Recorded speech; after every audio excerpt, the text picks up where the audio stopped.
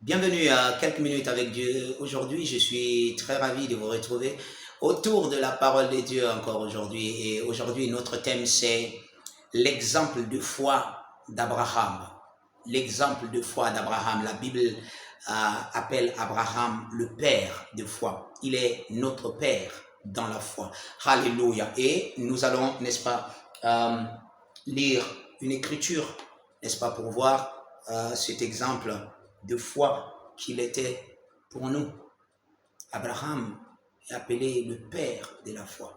Lisons dans le livre de Romains, le chapitre 4, à partir du verset 18, la Bible dit « Espérant contre toute espérance ». Oh, alléluia. La Bible dit « Espérant contre toute espérance ». Waouh, ça veut dire là où il n'y a pratiquement pas d'espoir. Peut-être que vous vivez une situation pareille, où on vous dit que que c'est impossible. On vous dit que vous ne pouvez pas. On vous dit, ou bien vous avez vous-même réalisé que ce n'est plus la peine. Mais est-ce que vous avez consulté la parole de Dieu à ce sujet? La Bible dit, espérant contre toute espérance. Espérant contre toute espérance. Il crut, en sorte qu'il devint père d'un grand nombre de nations. Selon ce qui lui avait été dit, telle sera ta postérité. Vous savez, une fois, Dieu a parlé à Abraham et il lui a dit, sors de ta maison. Dieu était en train de l'aider. Dieu savait que c'était un homme qui croit en lui. Et Dieu l'a appelé une nuit et il dit, Abraham, je veux que tu sortes de ta tente. Il était sorti et il dit, lève les yeux et regarde. Il a soulevé les yeux et vous voyez, il y avait plein d'étoiles. Il dit, est-ce que tu peux les compter? Gloire à Dieu. Il dit, je te rendrai le père d'une multitude. Tes enfants seront aussi nombreux comme ces étoiles que tu regardes. Pendant qu'Abraham regardait, Dieu lui parlait. Donc imaginez qu'Abraham commençait par mettre des visages sur chaque étoile. Gloire à Dieu. C'est un homme de foi. La Bible dit espérant contre toute espérance. Espérant contre toute espérance. Il crut. De sorte que, de sorte qu'il devint père d'un grand nombre de nations, selon ce qui lui avait été dit. Telle sera ta postérité. Dieu a dit. Et sur la base de ce que Dieu a dit, ta foi est fondée. La Bible dit la foi vient de ce qu'on entend et ce qu'on entend de la parole de Dieu. Si vous avez reçu une parole qui a éveillé la foi en vous, accrochez-vous à cela. C'est ça votre réalité. Et il dit, espérant contre toute espérance, il crut. Vous aussi, contre tout ce qui peut se présenter à vous de contraire, croyez fermement à la parole de Dieu.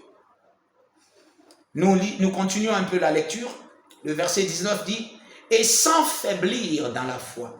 Vous savez, votre foi peut faiblir quand vous commencez par considérer les choses extérieures, quand vous commencez par considérer le monde, quand vous commencez par considérer les dires de l'extérieur. Votre foi peut faiblir. Ce que vous avez reçu, vous êtes cramponné dedans, vous avez cru, et maintenant c'est devenu votre force. Vous pouvez arriver dans un lieu où les paroles peuvent tenter de détruire cela. Ne faiblissez pas.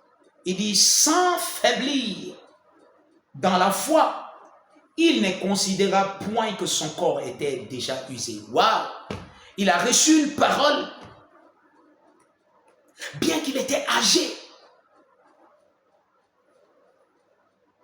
La Bible dit, il ne considéra pas, à cause de cette parole, à cause de ce qui a été dit à Abraham, Abraham crut et il n'a pas considéré son corps comme usé. Il croyait à la parole et il croyait que cette parole est capable de produire des résultats. Là où les hommes peuvent ne pas croire. Il dit, il ne considéra point que son corps était déjà usé, puisqu'il avait près de 100 ans, et que Sarah n'était plus en état d'avoir des enfants. Verset 20. Il ne douta point par incrédulité. Il ne douta point Karabosha, Ayazaziza. Il ne douta point. Jésus a dit, si tu as dit à cette montagne de bouger et que tu ne doutes pas dans ton cœur, tu le verras s'accomplir. C'est la foi. C'est le principe de la foi. Il ne douta point par incrédulité au sujet de la promesse de Dieu, mais il fut fortifié par la foi. Fortifié par la foi. Gloire à Dieu. Fortifié. Il ne douta point par incrédulité au sujet de la promesse de Dieu. Qu'est-ce que Dieu a dit de vous? Qu'est-ce qu'il a dit? Quelles sont les dispositions du Nouveau Testament pour vous? Il a déjà fait. Il a déjà dit. Alors ne doutez point. Soyez fortifiés dans la foi parce que Dieu a dit.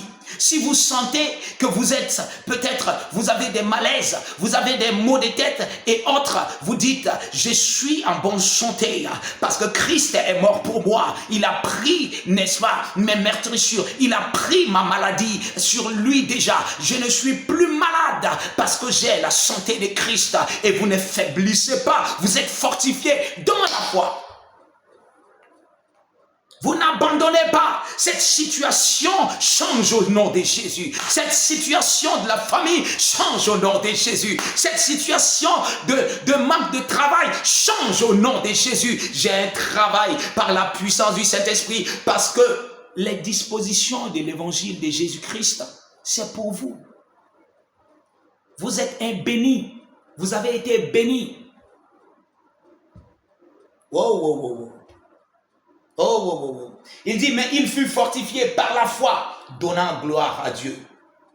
Et ayant la pleine conviction que ce qu'il promet, il peut aussi l'accomplir. Alléluia! Il a la pleine conviction que ce que Dieu dit, Dieu peut l'accomplir. Est-ce que vous avez la conviction? Est-ce que vous êtes plein de confiance que ce que Dieu a dit de vous, c'est ça votre réalité? Vous allez vivre cette réalité. Vous commencez même par vivre parce que le principe de la foi, c'est que vous retrouvez dans la situation de votre foi. De ce que vous pensez, que vous espérez. Vous voyez, la foi est une ferme assurance des choses qu'on espère. Une démonstration de celles qu'on ne voit pas. Vous commencez par vous réjouir. Je suis en bonne santé. J'ai ce travail. Oh, je marche dans la gloire de Dieu. Vous commencez par vous réjouir dans ces choses. Parce que vous vivez la réalité de cette chose. Et Jésus a dit, alors vous verrez cela s'accomplir. Alléluia. Abraham est notre père de foi. Nous avons l'exemple d'Abraham. Nous vivons la vie de foi en Christ Jésus. Que Dieu vous bénisse.